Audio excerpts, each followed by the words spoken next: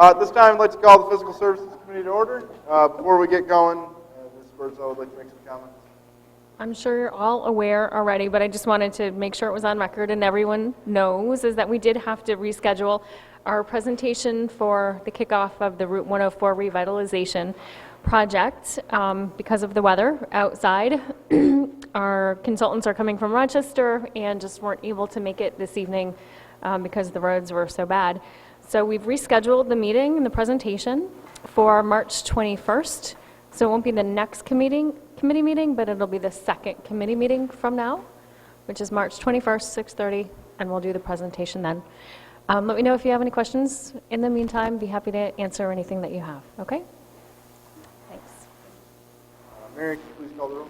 Councillor Van Buren. Here. Councillor Emmons. Here. Councillor Gozick. Here. Councillor McLaughlin. Here. Can I get a motion to approve the minutes of the February 1st, 2016 committee? Motion. Councillor Van Buren. Yes. Councillor Emmons. Yes. Councillor Gozick. Yes. Councillor McLaughlin. Yes. Is there any old business to come before this committee? Seeing none, move on to new business. Item number 1, under authorization, Thomas Kells, DPW Commissioner, received a request from Nate Emmons on behalf of Just Bush Play for the use of the Veteran Stage located on West Linear Park for the Oswego Summer Concert Series. Requested hours of usage for each date is 3 p.m. to 9:30 p.m. Concert starting at 7 p.m. and ending by 9 p.m. Council. Thank you, Mr. Chairman. I'm going to ask the council to table this conversation into the next Physical Services Committee. But before I do, I'd like to explain why that is. I've asked both the fire chief, chief of police, and our DPW commissioner for some information regarding costs related to events that are coming up. And one of the things that I found out today, quite frankly, is that there is a cost associated with renting the stage, $50, in which I was not charged that fee last year. And so I need to kind of go back and reevaluate the events a little bit. But I think it raises a further point, and as we begin to see many event requests coming down amongst our committee meetings, I do think that as a council we need to start taking a look at the type of requests that are being made and really the waivers that are being asked for in terms of the fees. Because I think as we've started to see, I appreciate the chief of police here giving information about estimates for this upcoming year. We've got some fee information from our DPW commissioner. I think it's a responsibility of the council to start really understanding not only the request that's being made, but the cost of the request that's being made in terms of those fees and those waivers. For example, I've been sitting in the council chamber now for at least over a year, and the number of times that we waive the bandstand fee, it's almost 100% of the time. It begs the question, why you have fees? These fees that I think that are in place are meant to help offset the cost of maintenance regarding the services or the facilities that we use. The stage is a good example of bandstand fees and so on and so forth. But if we continuously waive those fees, I think it's challenging to kind of continue to go back and tell the taxpayers, for example, hey, taxpayers, we need to continue to raise your taxes and so on and so forth, and yet we're going to keep on waiving things. Or, for example, fire department, please cut your overtime costs, but every time a request comes through that includes overtime costs for the fire department, we're going to rubber stamp it and say, let's pass that. We talk out of both sides of our mouth when we do those sorts of things. So I would encourage the council to start really taking a look at some of the information that's coming forward. So we actually have clear ground to stand on when we say, okay, we're just going to, here's the request, and here's the total amount of cost related to that that's being asked for, the total cost that's being asked for. So we can actually make a proper decision. The public can know what we're waiving or not waiving. And as a private, as a producer of events, I know that when I talk about things like that, I'm almost shooting myself in my own foot in some respects. When I'm saying, I think we should be charging $150 a week for Veteran Stage, I'm saying to myself, hey, Nate, you might actually have to pay $1,500 or something for the Veteran Stage that I didn't have to charge them. I fully realize that, but I think it's an important conversation to have because as an event producer, I have the potential of making profit off of those events, and I'm not exactly sure that as a counselor, I feel good about a private entity like myself making money off the city. So, I know we have some requests that we need to look at tonight. I think some of those requests, I think we need to look at those in totality in some respects because they're coming from an event producer. Information I think that's missing regarding those events that we need to have some information on. But it's not simply just about those events in particular. I was just talking to the mayor about this, and I think we need to spend some time moving forward, really evaluating the event application process itself. I don't think we have a centralized event application process. We need one. I think that we need to have some comprehensive. I think the chief of police even suggested that about a month ago to me. Hey, look, I think we need something more comprehensive to really be able to evaluate the requests that come forward. So as a council and as service providers, we have a very full picture. We might need to attach this legislature later on or something like that in terms of real concrete sort of process, procedure, evaluation. But from my perspective, I think this is something that every municipality is starting to face in terms of how many things can you waive in terms of fees, services, and continue to do that without expecting some. I appreciate your time. Councilor Emmons suggested the table, so I'll make a motion to have a second. Counselor Van Buren. Yes. Counselor Emmons. I abstain, conflict of interest. Counselor Gozick. Yes. Counselor McLaughlin. Yes. Moving on to item number 2, Thomas Kells, DPW Commissioner, received a request from Christopher Jones on behalf of Create Studios LLC to organize and host a St. Patrick's Day Parade on March 12th, 2016 from 1 p.m. to 2 p.m. to be a designated city-sponsored event. They request use of city parking lot located at the corners of West 2nd Street and West Cayuga Street, road closures, exception from the peddling and soliciting ordinance, and waiver of any city services overtimes deemed necessary for the event. Chris?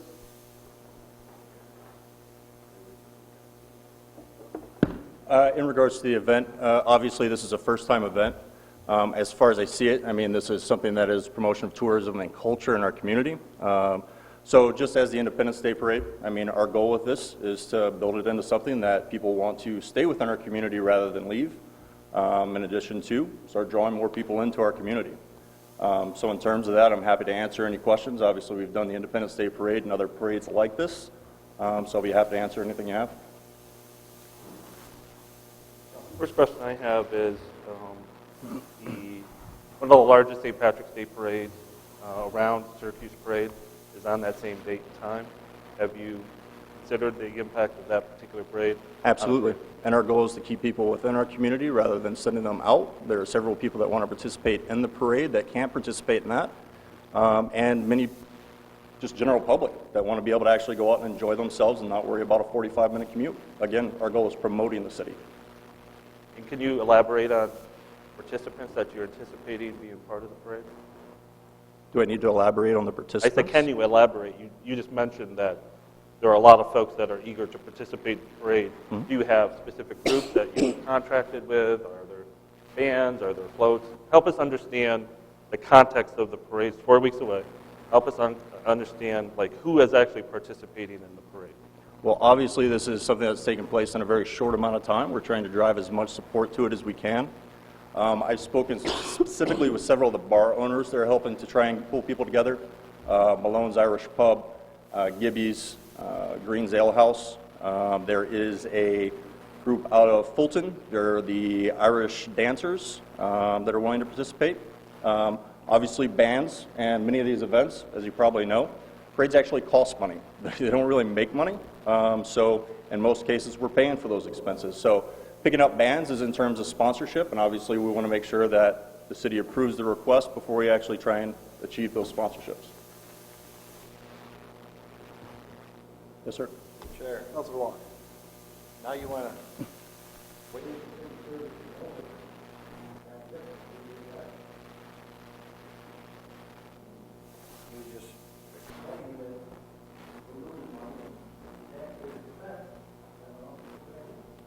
Okay. In regards to that, then events like this are not sustainable. You can't build them, you can't promote our city if we're not investing into it. I think a line item for having some of our officers at corners, at just a few streets, is a matter of safety. And I think those are the key things for these events. A city-sanctioned and sponsored event should have some basic things taken care of. That is safety and sanitation. And I don't think there are any requests there that are outside of that. Even for this event, we're not requesting bandstand use. We're requesting for a couple officers to manage traffic for a 1-hour window of time so we can help promote our city. Councilman. Chairman, I personally don't have any issue necessarily with the event itself. I do have issue with the city sponsorship of the event. I can't sit here, Councilor Walker can say that, can't sit here and talk out of both sides of the mouth with some of this stuff. I guess what I need to ask you or ask whoever, Commissioner, I know our chief of police or our fire chief isn't here tonight.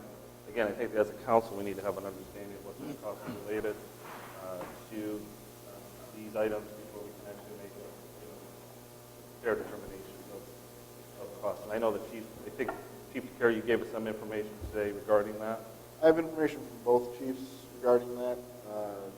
Fire department's assigning duty officer monitor coverage, no expense needed.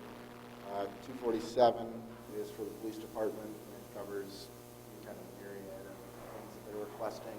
Street closures, and I assume personnel management. Commissioner Kells, anything you want to weigh in on as far as costs, to give the council members an idea of the total? This being a new event at this time, I don't have hard. No, I understood, but just like an idea of the rate. I don't know if you have any sense. Again, being a new event, it would be totally speculation at this point.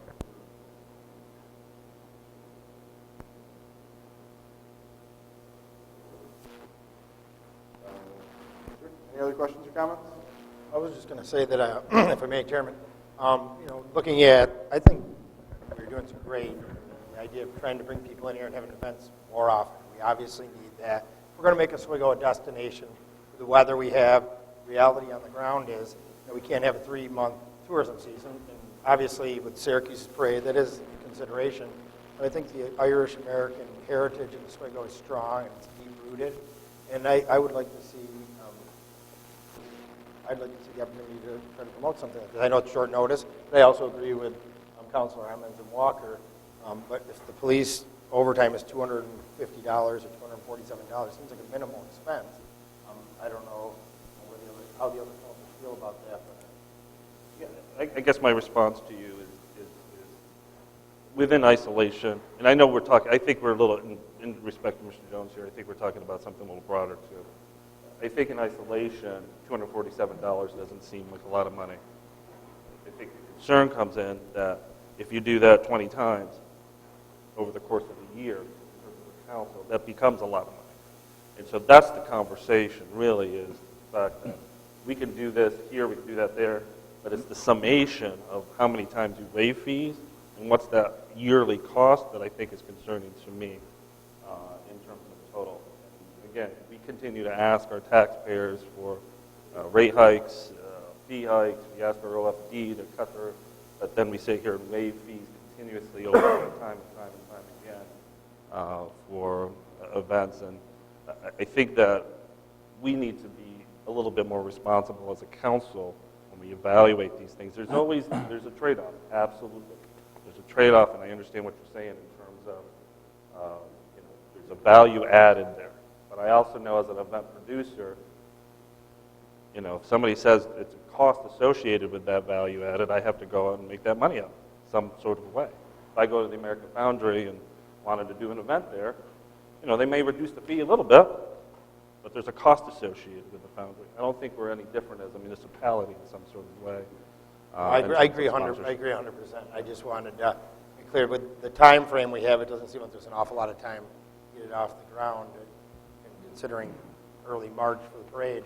But at the same time, I just think we're on the right track here. The idea of trying to promote, Oswego and do more, span it out from Valentine's Day, having the hearts on the bridge, to trying to do something for St. Patrick's Day.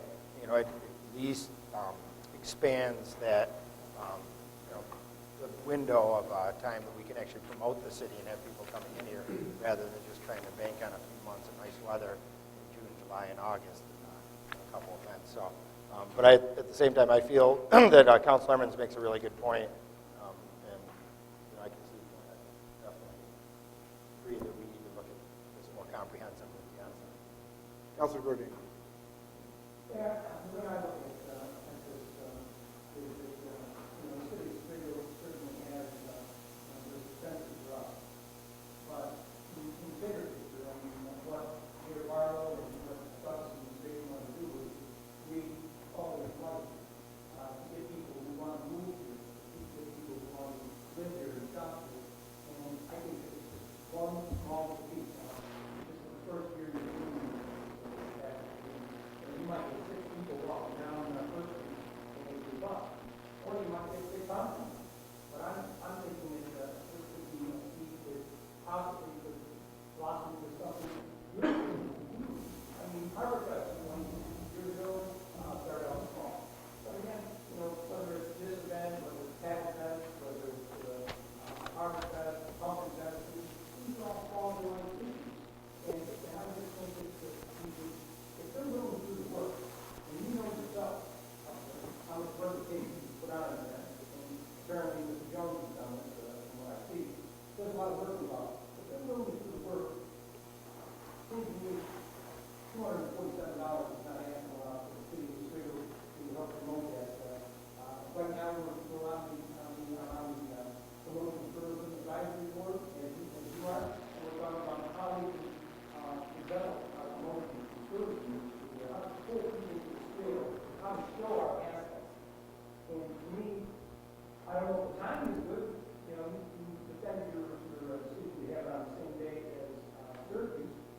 I'm not so sure, that might be a good idea. That's debatable. But I think it's a good idea to draw some people here and to show them what we got. So, like I said, I've been more than willing to consider all the others. May I speak on both of these? Is that possible? Absolutely. I mean, I'm the first person to tell you that I understand about investment. So a city's investment is important. I mean, this parade, again, doesn't make money. In fact, it'll probably cost me anywhere from $600 to $1,000 to put this on. I still have to worry about insurance, all the elements that fall into this as a new event. I mean, we believe in doing this because we believe in promoting our city and keeping our residents here. But in terms of what you're saying, as far as city-sponsored and sanctioned events, absolutely it needs to be taken a look at. I fully support that. I fully support the city sitting down and saying, these are the things that the city wants to back. And if the city backs these events or is sanctioning these events, then there are certain things that must be taken care of, and those things have to do with safety and sanitation. And those are things that have to be looked at. That's for the council to decide on what that involves. Are these cultural events and tourism events that draw people into our community? So absolutely, there are things that obviously the city invests, other people invest into as well. I mean, every single person in Parade Float and everyone else is an investment from people in our community. So I wouldn't expect, the city to act any differently than that. Any other questions, Council?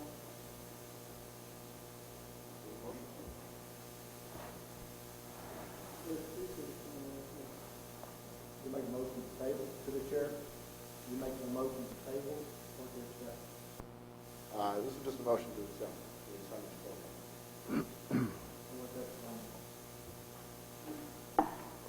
I think one of the things that you need to accept here, or at least ask you a question, this didn't come in as a city-sponsored event. So you have to decide, is the city going to sponsor these?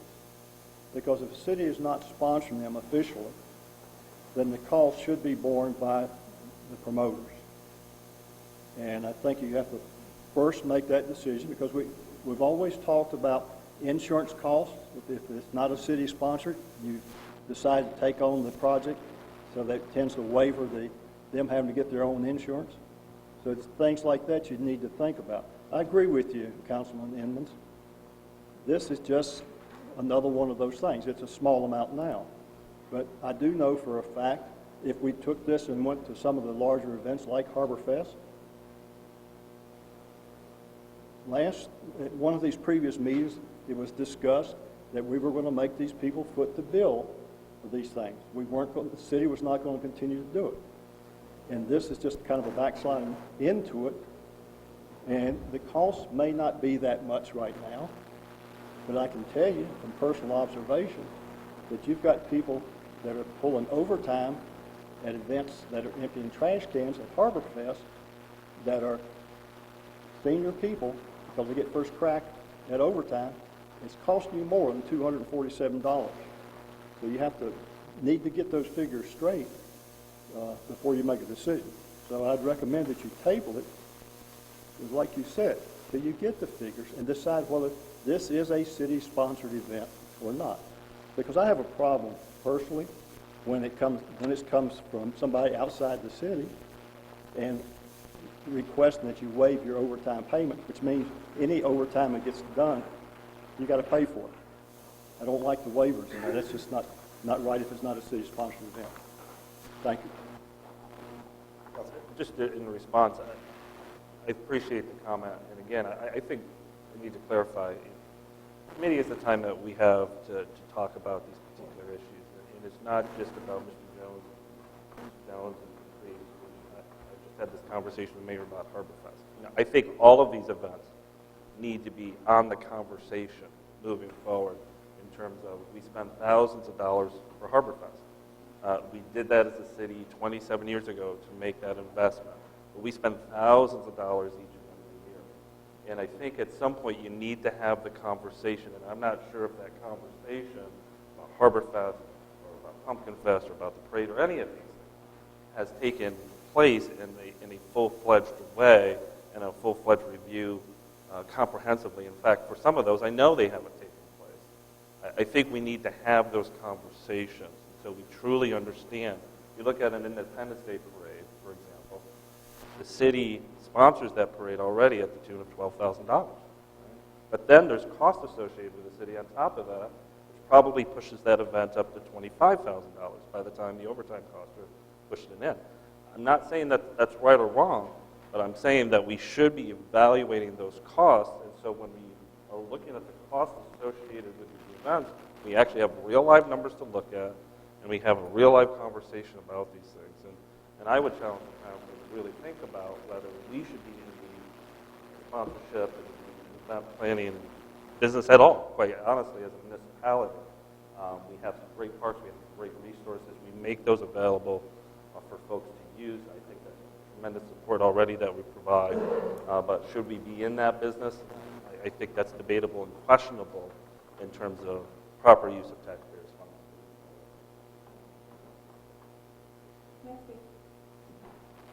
Please. So first, I think most of you guys have heard me speak about overtime and supporting going to different event companies, including Create and HarborFest, and talking about overtime, but also offering a definition of what that overtime cost is. So maybe not that events would be 100% reimbursed or charged for overtime, because certainly HarborFest cannot withstand being 100% responsible for that if we want to continue to see that event happen. But then ask, well, what is that fee? What would that actually be? I think, Mr. Emmons, I think that there's a tremendous conflict when you talk about our business and your business, both professional and personal conflicts. So I would ask that when in the future events and documents that we send to you that are looked over, that you would recuse yourself immediately from that. Just that's a side note to this, because I don't think that you should be able to go through documents and event plans from our company. But in addition, I am 100, we've had meetings aside with the chiefs, we've had meetings with the mayor. We're not saying that we're asking for something for free. We're asking that if we're going to put the work and effort into providing the community a free event to improve the quality of life within our community, that you support that. And what I'm hearing you say, Councilor Emmons, is that you're considering, or you're saying that the council and the city should not be in the event planning business. We're not asking you to be in the event planning business. We're asking you to support the events that you've offered to support. And right now, those events happen to be, Pumpkin Fest and the 4th of July celebration. I would also like to remind everyone that this is the bicentennial year of Oswego County. And there are things happening in this community, and it would be great to have the support of our city. Instead, when we do raise our taxes over things that we can't control, like maybe the water and the sewer, it would be also nice to offer our citizens that live here and our residents that spend time and spend money here in our community something pleasurable in exchange. And if you can't see that, then that saddens me for our community. Counselor. I'd like to make a quick response. I think your statement would be a fair statement if I was not including myself within that conversation as an event. I don't Uh, think the refusal of that separates you from the conflict. I don't see a conflict, quite frankly. I do think that if I was asking for different consideration from my own company, I think that would be different. But when I talk about in broader context, I include myself within that conversation in terms of overall. I think that deems me not in conflict when I'm saying everything needs to be considered, not just one particular company, myself included.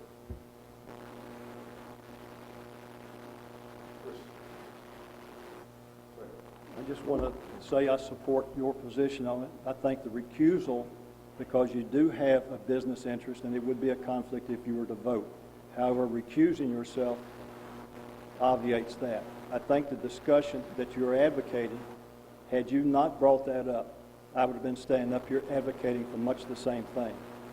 So I applaud the council for looking at these things now, because it's probably the first time in years that we've had a council that has been as well prepared and thinks about the good of the city. So I applaud that. I spent 16 years in the compliance field. Recusal is the one thing I would say is the proper thing to do. And because you have an interest, all you are doing is advocating that the council, they have a right to have an input, to consider everything. And I think it would be not a good idea to keep your mouth shut because you have an interest. You can't vote on it. That's the thing. It's 7 of you. You don't vote, but you have a right to have your opinion brought forward. Thank you. Can I ask a question? Is this something that PTAB can help with these events? Can the Promotion and Tourism Board help in some way to offset the cost of these events? I should say, in prior years, most of these events would generally be coming through the chamber. The chamber director would be standing here and asking us to support these events with the money that was already allocated for these events. Councilor Emmons touched on it with the $12,000 for the Independence Day Parade. That's money that we would generally spend on these events. Pumpkin Fest, all those were built into what we would do in the chamber. This is the same yearly maintenance that we're doing every year when we approve these events.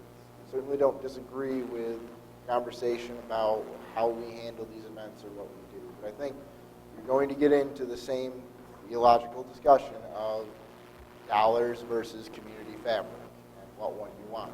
And in my opinion, and I've been pretty consistent with it, that I believe in investing in strength.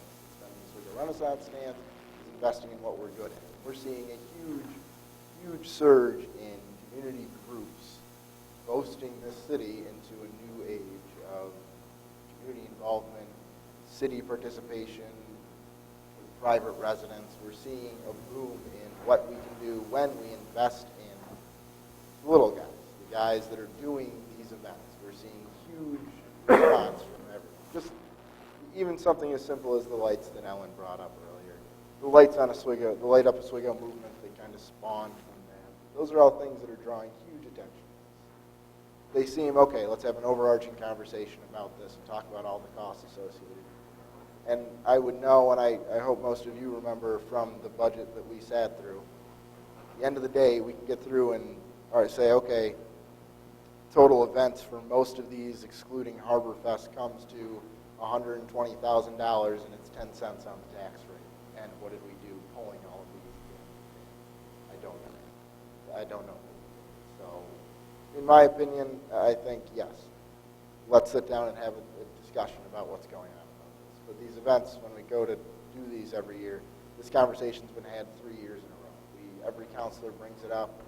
We talk about it. As soon as Harbor Fest gets here, your predecessor would say that we can't do this, they got to pay for overtime every single time, and then we go ahead and approve the Part 18 permit, and we're hands tied anyway. So I think if we're looking for a direction, I'd love to hear from everyone, but as far as this goes, I'd like to move this to the full council including the rest of the events so that we can vote on it. But that would be my opinion. If people are genuinely against this, if the committee itself here is against the passing of these events, feel free to vote now. Please stop it from even reaching that point. But if you don't, we're looking to promote the city and do more. I'd like to see these people. So, any other questions or comments? I'll make a motion. Second. Counselor Van Buren. Yes. Counselor Emmons. Abstain. Counselor Gozick. Yes. Yes. Counselor McLaughlin. Yes. And we need a resolution. Commissioner? Thank you. Item number 3, Thomas Kells, DPW Commissioner, received a request from Christopher Jones on behalf of Warrior Studios LLC for permission to organize and host an Independence Day celebration. I'll just toss it to you. Sure, the same questions will come to for this one as well as the next one, and the next 3 we'll have after this. They are all separate events, and they should be looked at separately. Again, the question is the city sponsored and sanctioned? I think it should be. I think it's a culture and tourism event that is meant to keep our community here, to draw people, residents within Oswego County, coming into our city to enjoy things that we're putting on. Yes, the city does sponsor this event. They put in, approximately $12,000. I can say off the top, and most people don't know this, individual bands cost anywhere between $1,000 to $2,000 a piece to perform in these events. Most people don't realize that. You have thousands of dollars of fireworks that go into the event. So your estimates already put you, before time, labor, the insurance that we do pay out of pocket, already into close to $15,000, and that's before looking at anything. So, of course, everyone is very thankful for the city's involvement in those things. These are the things that help keep these events alive. This is a free public event for the community. It's meant to celebrate our independence and our bicentennial this year. So again, I'll be happy to answer any of the same questions. Questions or comments? Mayor Brown. Thanks, Chairman. Council, I just want to clarify, I think we're somewhat missing a bit of the message. The last event you just approved, it hasn't happened before. So essentially what that item was is asking you to sponsor the event. It's not regular, it doesn't happen, okay? Now this event is the 4th of July parade, and that's passed in the city budget.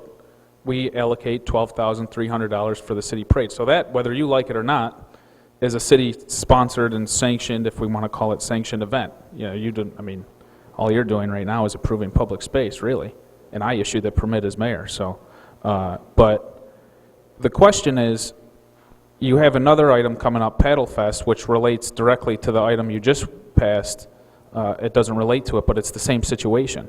Paddle Fest is not involved in the Chamber of Commerce allocation.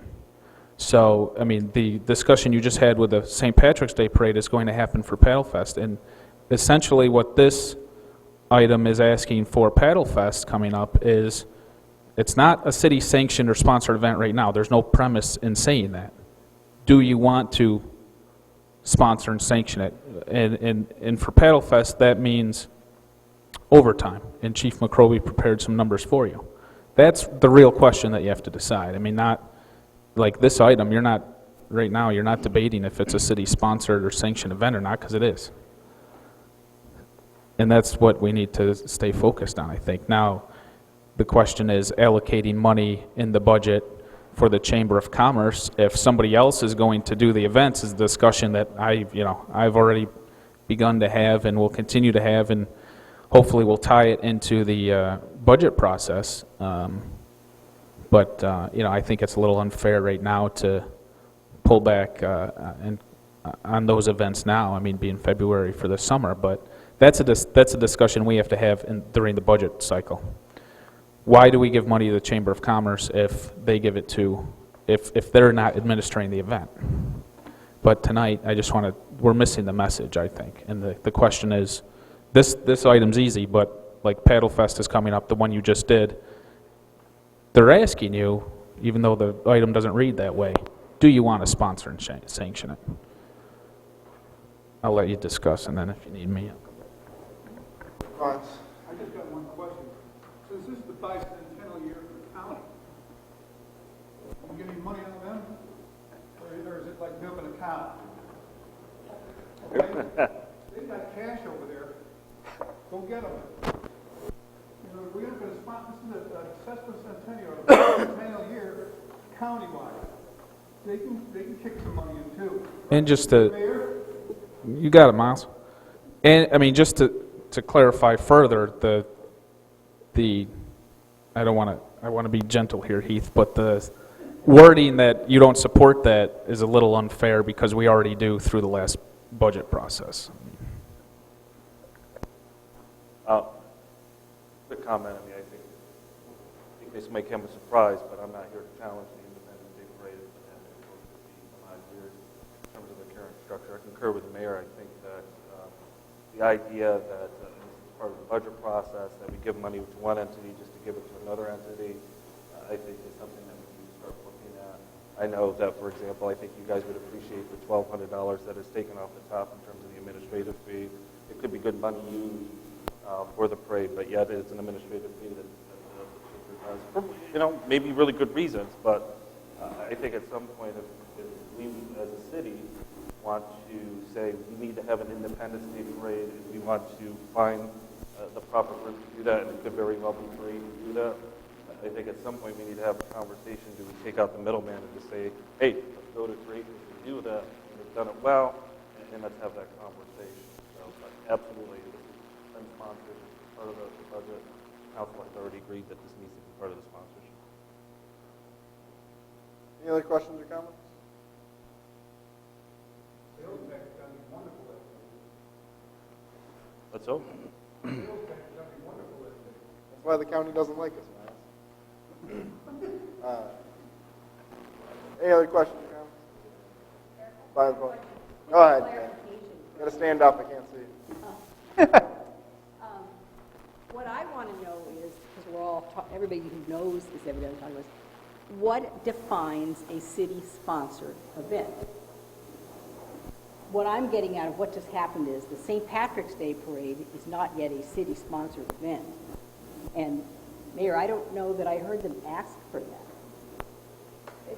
Part of the resolution, part of the request. Okay, that was not read out loud or whatever. But, so what I'm asking is, are you saying that any organization or promoter who wants to have an event that is for the betterment of the city and asks for police or fire or whoever's overtime or services, does that make that a city-sponsored event? I would just like clarification on where is the determination of what is a city-sponsored event? I'd just like to respond. I mean, I think that's the conversation that needs to take place. I don't know if we have that clear definition. Is every time we waive fees a city-sponsored event? I'm not sure. And I think as a council and I think as folks, I think we just need to have those conversations so we have clear, so when folks come and ask us for that, if any of, group comes forward and says, we would like this, we have clear definition to work off of, clear policies and procedures to work off of for those things. I don't think we have those today, but we need to get there. I would say the city's in the state of transition, because the budget hearings last year really started the talk of what's the chamber's role in this, and then what's the city role going to be, and what the accountability level is from the chamber to what the city does. The conversation really started then, and now it's heading towards, okay, are we going to, as a city, take that on? And then what will we do? So we're moving towards that being the case. So, when the chamber would kind of put together their docket list of events that they would come to us with every year, which, if that was the case this year, would have had all of these on there from the chamber with the director talking to us. New or not, it would have been part of this conversation. So I think moving forward, that's going to be the direction. Look, and I think we all agree that that's the case. What's the city's involvement and where are we going? I'd like to say, again, I'm going back to the same points I made before. I fully agree with that. You're determining what is the city-sanctioned and sponsored events. That's a determination that you make, whether the city of Oswego sticks their name to an event, that they are associated with it, that they are supporting it, that it promotes, and in my mind, again, tourism and culture of our community. And those are the key things. Obviously, that's not spelled out yet for anyone. There are other events that we run. They have no business being city-sanctioned. That's not the goal of them. That's not the purpose. But again, many of these events are free community events meant to draw people in. So, I mean, I don't want to beat a dead horse, but I agree. There are events that should pay, and there are events that should not pay. But that is a determination that needs to be made by the city council. And some of these events basically would not be able to either become what they are or sustain themselves without city support. Any other questions or comments? Seeing none, I'll take a motion. Counselor Van Buren. Yes. Counselor Emmons. Abstain. Counselor Gozick. Yes. Counselor McLaughlin. Yes. Are we doing four? We were going to table Paddle Fest, or ask that it be tabled, but to be honest with you, I'm fine with addressing it now. So if you'd like to proceed with it, I'm fine with proceeding with it. Yeah, Thomas Kells, DPW Commissioner, received a request from Christopher Jones on behalf of Create Solutions LLC to organize and host the Oswego County Paddle Fest event on August 6, 2016.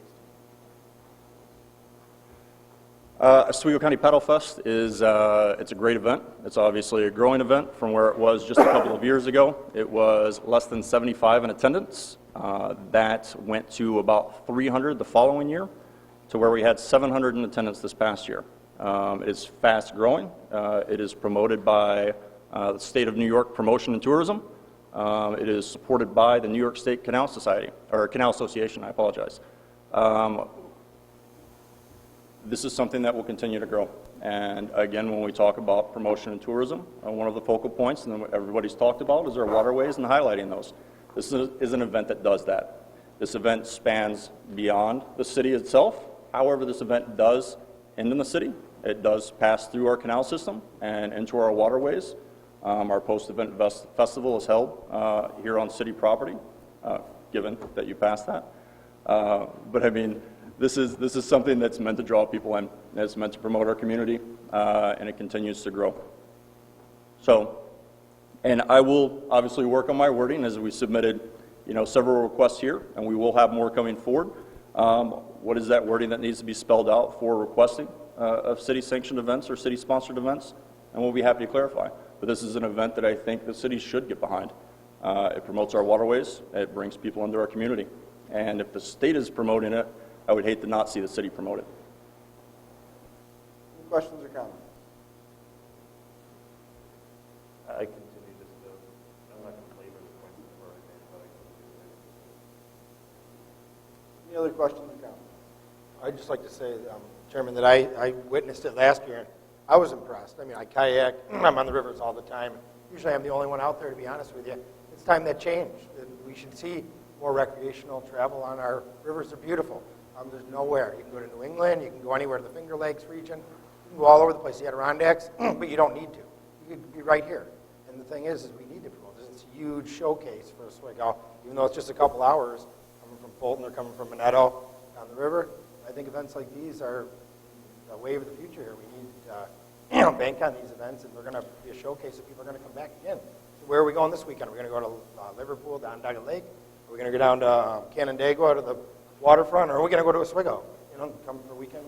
I think it's super, so I'm all for sponsoring. I think it'd be great. I just have a quick comment to add about the event itself, and Mr. Jones can probably give a better number than I can, but I believe it was over 40, or over 60% of them, the people participating, were outside of Oswego residents. Yes, and the interest is definitely increasing as we're starting to get more inquiries from outside the region from different organizations, paddle groups, stand-up paddle boarders. I mean, people are wanting to participate in this event.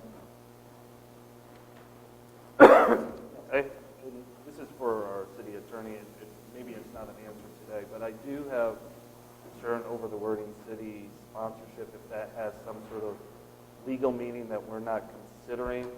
I think it was brought up before in terms of, does that mean some sort of connection that we're not seeing besides just paying for waiving services and fees? No, it's a great question. It's the ultimate question, right? In my opinion. There is no specific definition of city-sponsored event in the city code. So in the absence of a specific definition, you're left to common interpretation of words. I'm not prepared to break that down tonight. However, I would offer that there is the closest to city-sponsored event. And I think more so than any of the other discussions and requests tonight, the Paddle Fest debate most closely aligns with this, and that's under Chapter 276 of the Code, dealing with the use of Wright's Landing. And in Wright's Landing, there is a definition, and it's entitled Special Events. And I'll take a moment just to read that. The events held at various times during each year determined by the Common Council to be in the public interest, involving the primary and essential use of the Wright's Landing facilities. Okay? That might be a good definition, or the basis of a definition for use of public or city-sponsored event, but this is specific to Wright's Landing. The application of that definition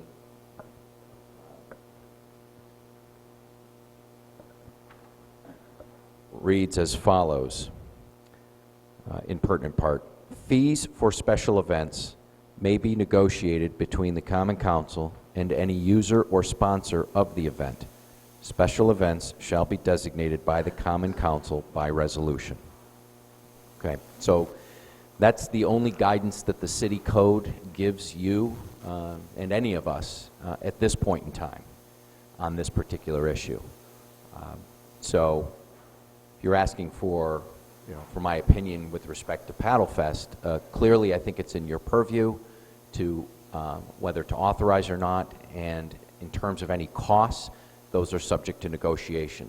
Does that particular issue have to be settled tonight? I don't believe so. I think the act of authorizing this special event could be determined this evening with issues under negotiation for either, for the future.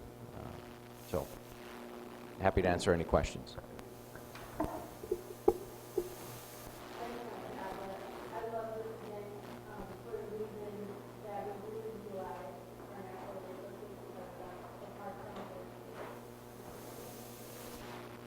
Any other questions or comments? If not, I'll make a motion. Counselor Van Buren. Yes. Counselor Emmons. Abstain. Counselor Gozick. Yes. Counselor McLaughlin. Yes. Number 5, Thomas Cowles, DPW Commissioner, received a request from Christopher Jones on behalf of Create Studios LLC to organize and host the CNY Great Pumpkin Festival the weekend of September 30th through October 2nd, 2016, to be designated as a city-sponsored event. This particular event last year was our first time running that event. I think it was, I would like to say that it was a huge success. Turnout was fantastic. Changes that we made to it, I think, bettered the event as a whole. This is, at the time when we first put this out, one of only 5 giant pumpkin festivals in the state of New York. I'm being told that they might actually be declining to one of only 3 in the state of New York. We bring in pumpkin growers from all over the region. Pumpkins from our event have actually been out to Baltimore and other locations. So, I mean, again, this is a large tourism type event. And in terms of our farmers and growers, it's a cultural event. So I do think it falls along those same lines. But this is an event that has been continued over the years, and we hope to continue it. Questions or comments? I do have one question. Are you combining the event that you had last year called, I think it was Oktoberfest, with Pumpkin Fest, and putting it under the same banner in terms of a weekend? It does. It takes place Friday night. The difference with that event, that is a paid event. However, that paid event actually helps fund Pumpkin Fest itself. We give out close to $8,000 in prizes to attract growers to our community. This does not even begin to touch the cost of tents, restrooms. Everything is basically required for the event. So yes, that is part of that window of time. It's basically the exact same footprint that we'll have in place Friday night, and it carries through the weekend until Sunday evening. Any other questions or comments? If not, I'll make a motion. Counselor Van Buren. Yes. Counselor Emmons. Abstain. Counselor Gozick. Yes. Counselor McLaughlin. Yes. Thank you very much. Thank you. We got item number 6, Thomas Cowles, Commissioner of Public Works, received a request from Robin Walters to replace a memorial bench with a new one in memory of her grandmother, Addie Ann Stevens, that was originally placed in 1996 and is now in disrepair. Does anybody have any questions or comments on this? none, I'll take a motion. I'll make a motion. Second. Counselor Van Buren. Yes. Counselor Emmons. Yes. Counselor Gozick. Yes. Counselor McLaughlin. Yes. Is there any other business to come before this committee? Seeing none, I'll take a motion to adjourn. Motion? Second. Counselor Van Buren. Yes. Counselor Emmons. Yes. Counselor Gozick. Yes. Counselor McLaughlin. Yes.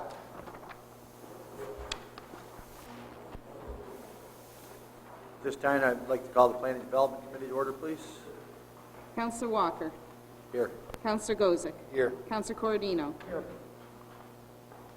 right, you could approve the minutes for February 2nd, 2016?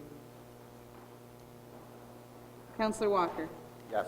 Counselor Gozick. Yes. Counselor Corodino. Yes. Any old business coming before this?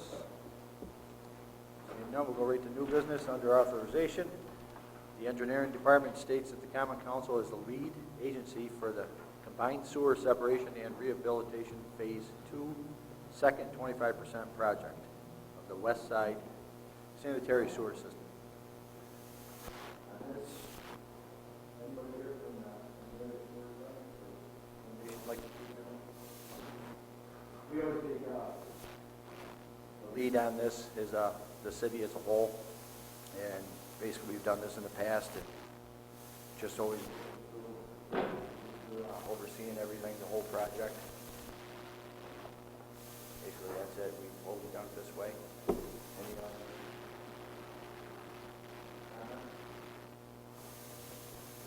Like that? Well, see it, okay, with that?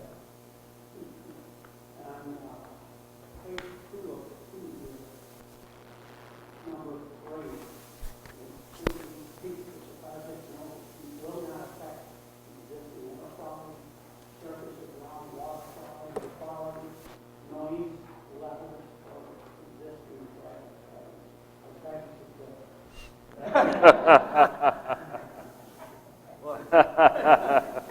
Well, they'll keep it open what they can for the day. I've been around construction sites. Well, seeing no more questions, I'd like to see a motion if I could, please. Counselor Walker. Yes. Counselor Gozick. Yes. Counselor Corodino. Yes. All right, is there any more new business under the planning development? No more? Seeing none, I'd take a motion to adjourn. Counselor Walker. Yes. Counselor Gozick. Yes. Counselor Corodino. Yes. At this time, I'd like to open up the Administrative Services Committee meeting. You will call the roll. Counselor Corodino. Here. Counselor Van Buren. Here. Counselor Reynolds. Here. Counselor Walker. Counselor Emmons. Here. I'd like to hear a motion to approve the minutes from February 2nd, 2016. Counselor Corodino. Counselor Van Buren. Yes. Counselor Reynolds. Yes. Counselor Walker. Yes. Counselor Emmons. Yep. Okay, under old business, is there any old business we need to discuss? Seeing none, under new business, under authorization, Deborah Code, City Chamberlain, request authorization to complete funding for consent decree project 19-06. Code? Thank you, Counselor. This 1906 is the sewer investigation and sewer rehabilitation in Area 2. This resolution that is attached here by our bond counsel is a requirement of the funding application that is due March 1st. Will be in the amount of $5.5 million. I know you're the money person for the city, and I've read the documentation attached here. Is there somebody here from the city, the engineering, can specifically speak to the exact area this is related to?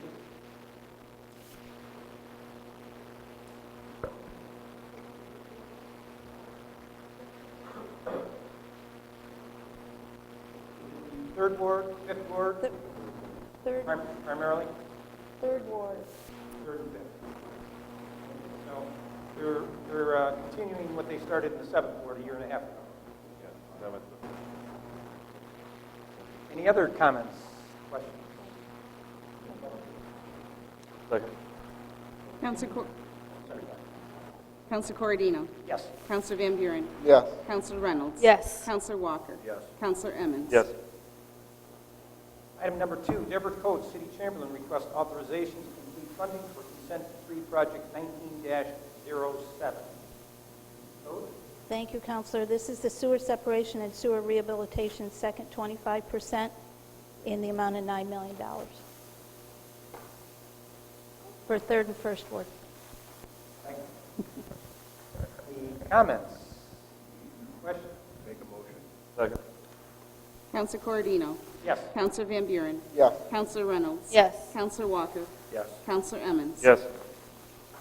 Item number 3, Jennifer Lucero, representing the Oswego City/County Youth Bureau, requests approval to accept a donation of $300 from the Oswego Lions Club. The donation will be used for the Easter egg hunt at West Park on March 26, 2016 at 11 a.m. Is there anybody here? Is Jennifer here?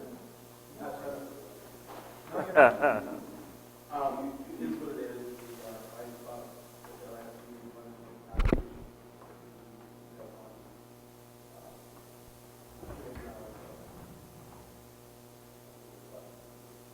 I just give kudos to the Youth Bureau. I mean, there's so much excitement, I think, for the Easter egg hunt right now.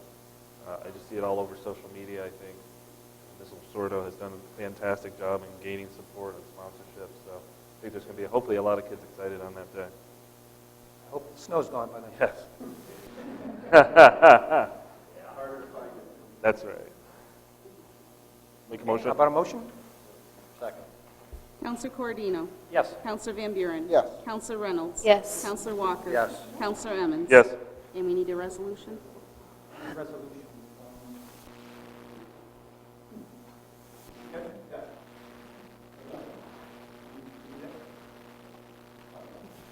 Thank you. Volunteer. Voluntold? Item number 4, Mayor William J. Barlow Jr. requests authorization to release $18,000 in funds from the Ice Rink Capital Reserve Account for LED lighting fixtures, other fixtures, and supplies for improvements to the Crisafulli Rink. Mr. Mayor. Thanks, Chairman. I'm looking for $18,000 to redo the lights in the Crisafulli rink. Obviously, I feel we're a hockey town. We have these ice rinks that we really need to improve. And I think lighting is a place to start. For $18,000, we can put LED lights in the Crisafulli rink. It'll be a huge improvement. It'll be a strong way to support our local hockey program. And as I said, the lights will be LEDs. When we first came into office, I had the commissioner get the utility bills for each individual building. You would have been amazed at how hard that was to actually track down, but he did it with the help of Mike Riley, and we estimate that these LEDs will pay for themselves in about a year and a half. The $18,000 is coming out of the ice rink fund, so it's money that we've accepted from the ice rinks themselves. There's about $146,000 in that account right now. Questions?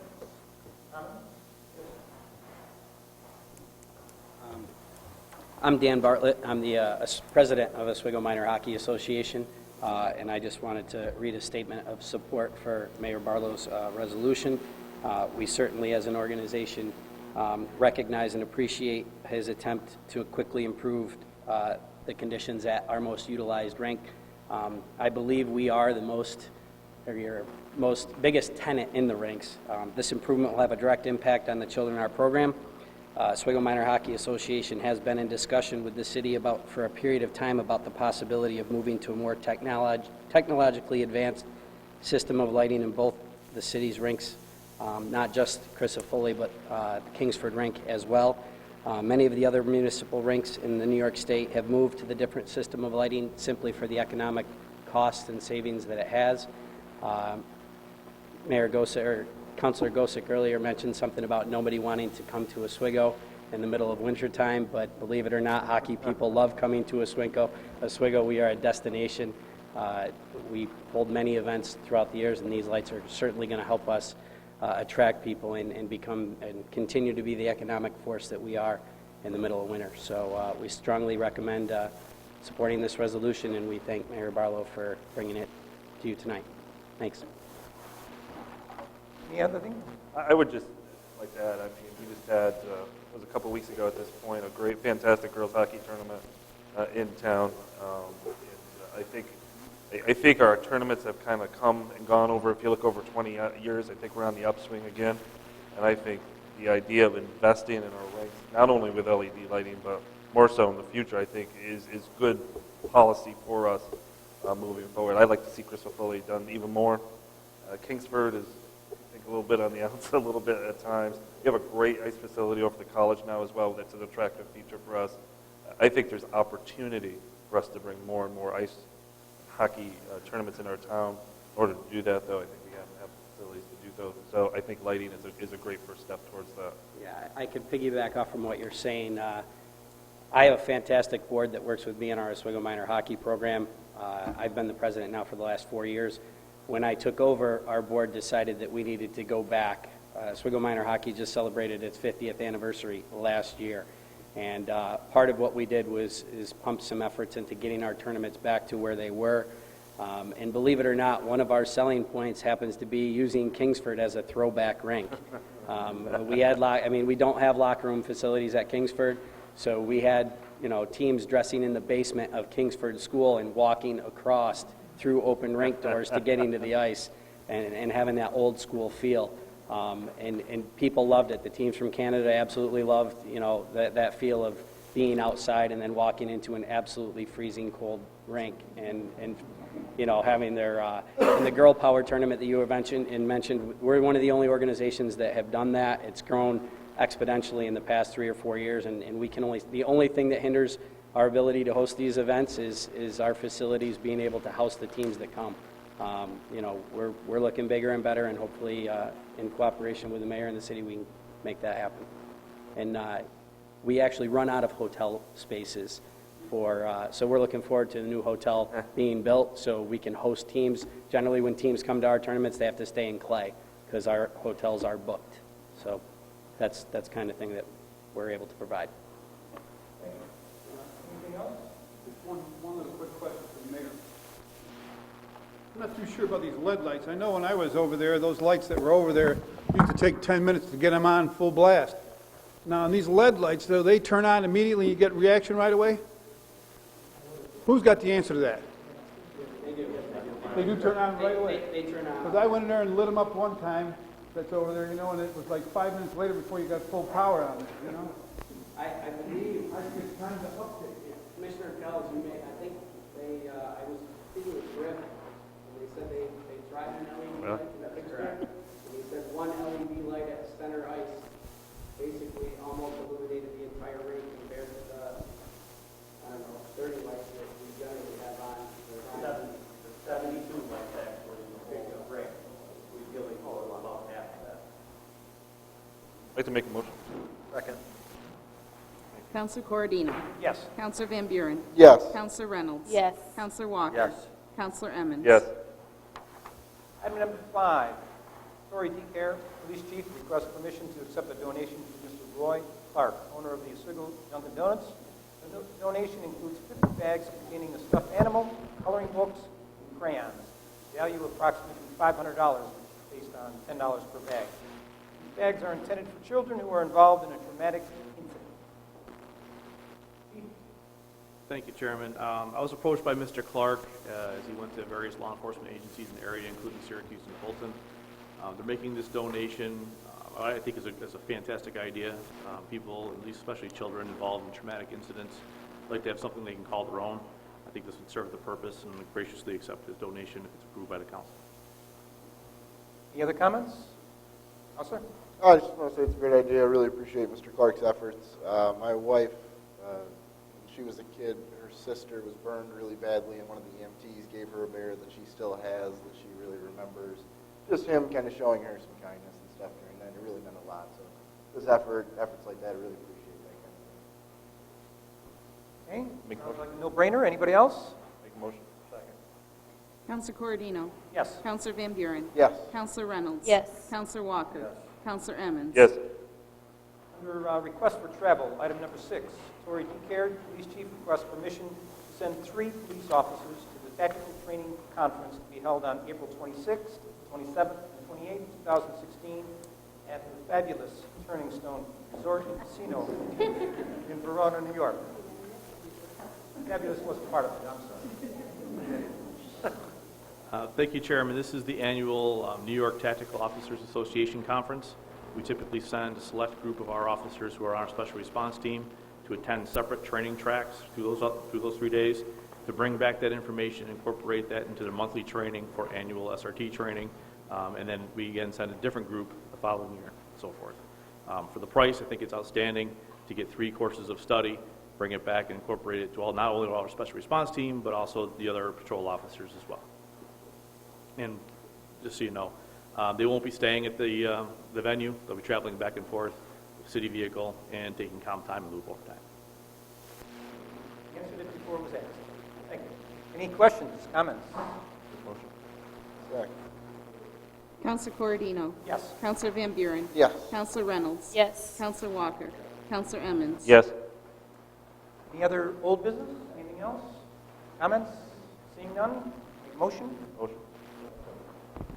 Counselor Corradino. Yes. Counselor Van Buren. Yes. Counselor Reynolds. Yes. Counselor Walker. Yes. Counselor Emmons. Yes.